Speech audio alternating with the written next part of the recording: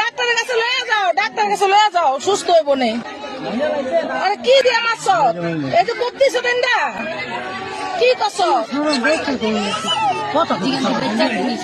কি দিয়ে মারছ? আপনি রাইন্দা দেন, রাইন্দা দেন, বাগের রাইন্দা দেন।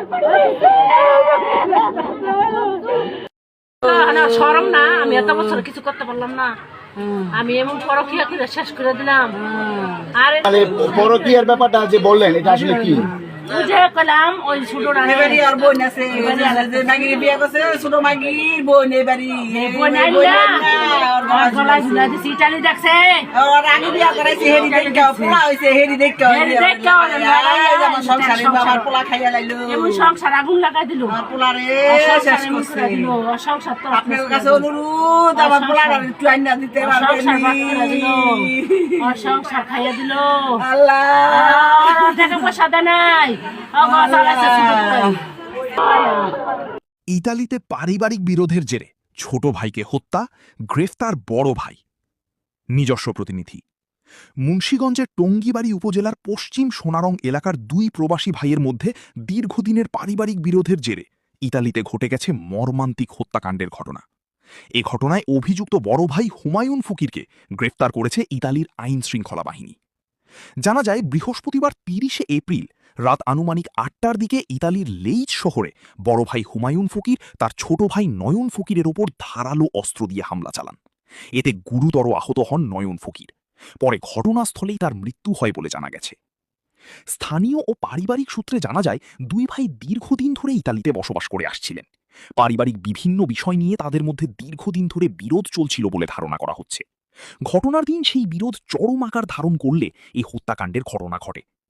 পরিবারের সদস্যরা জানান, ঘটনার পর অভিযুক্ত হুমায়ুন ফকির ভিডিও কলের মাধ্যমে স্বজনদের কাছে নয়ন ফকিরের মরদেহ দেখান এবং হত্যার বিষয়টি স্বীকার করেন। এমন নির্মম ঘটনার সংবাদে পরিবার ও স্বজনদের মধ্যে শোক, আতঙ্ক ও হতবিহ্বল পরিস্থিতির সৃষ্টি হয়েছে। খবর পেয়ে ইতালির পুলিশ দ্রুত ঘটনাস্থলে পৌঁছে অভিযোগ চালিয়ে অভিযুক্ত হুমায়ুন ফকিরকে গ্রেফতার করে।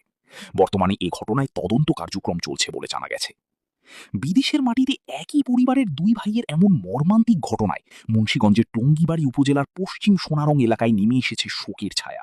স্থানীয়দের মাঝে এই ঘটনাকে ঘিরে ব্যাপক আলোচনা ও চাঞ্চল্যের সৃষ্টি হয়েছে। 9টার পরে হয়তো এই কাজটা করছে।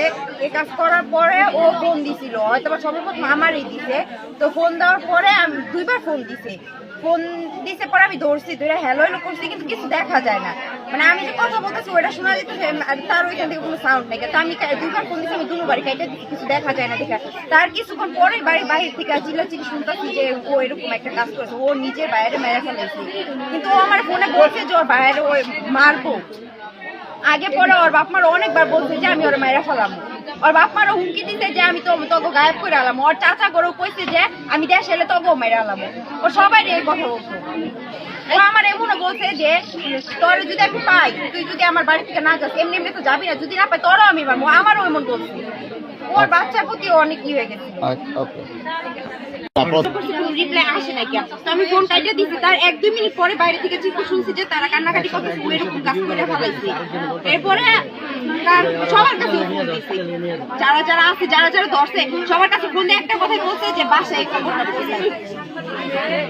মানে ও মাইরা সবার কাছে ফোন দিচ্ছে, নিজে থেকে সবার কাছে। অভিযোগ একটাই যে ও জানি না শুনে কেন এই কাজটা করছে। এখন আপনারা আইনে যেটা করে আপনারা ওইটাই করেন, কারণ আমার বাচ্চার বয়স বেশি না, 1.5 বছর। থানায় একটা অভিযোগ করা হয়েছে কিছুদিন আগে, সেই অভিযোগটা কে করেছে? ওটা আমার হাজবেন্ড করছে।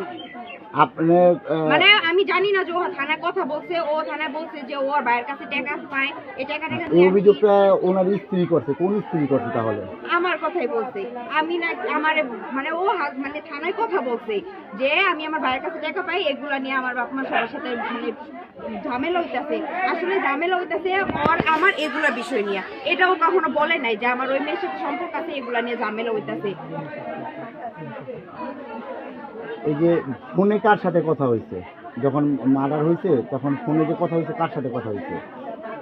কালকে সন্ধ্যার পরে ওর সাথে আমার কথা হয়েছিল, লাস্ট ভিডিও কলে আমি কথা বলছি যে ও তো আমার রাখবো না, ও আমার 4-5 দিন ধরে বলতেছি যে আমি তোর আমার যদি কিছু হইয়া যায় তুই বাচ্চাটা তোর কাছে রাখিস, কারোর কাছে দিস না, তোর ফ্যামিলিকে রাখবো, আমি আমার ফ্যামিলি রাখবো বা না রাখবো আমি তো রাখবো।